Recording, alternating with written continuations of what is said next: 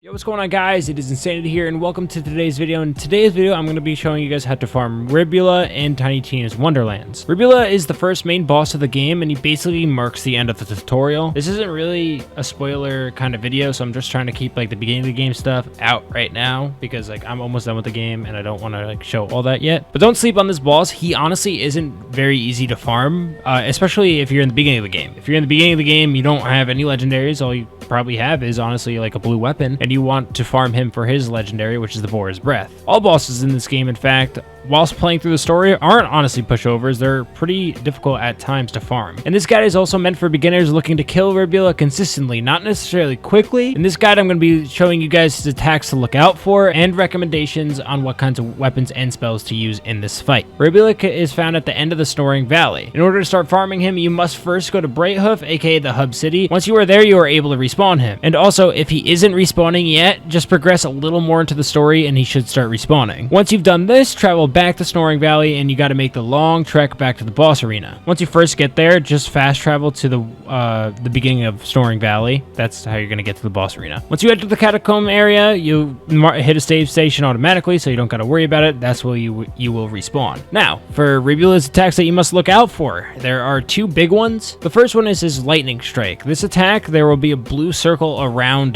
Ribula, and you have a small little window to get behind one of these four pillars in the corners of the arena. This move does a lot of damage if you get hit by it. Honestly, almost one-shotting you every single time you get hit by it, so watch out for it. You have a pretty small window to avoid it. And the other attack to look out for is his Electric Bombs. This attack is Ribula's starting attack every single time you enter the fight. These are slow-moving projectiles that do a lot of contact damage and also leave electric pools on the ground that do decent damage as well. If you're just paying attention, it's pretty easy to avoid. They don't move fast at all, honestly, so just sidestep your way around those. But the Lightning Strike, definitely watch out for that. And Ribula also likes to, charge at you and do some melee attacks just like any boss. Just keep your distance and you should be fine. Now, as for what kinds of weapons you should be using, if you guys have any frost weapons, this will be a prime time to use them, because Ribula has a gray health bar, and gray health bars are weak against frost damage. So if you have a frost build like the Berserker, go for it. That will be pretty good. I'm assuming you're in the beginning of the game and you just want to get the Boar's Breath, which is an ice gun, to assist you. Use ice guns to do that. But again, if you don't, just you really use whatever guns you have,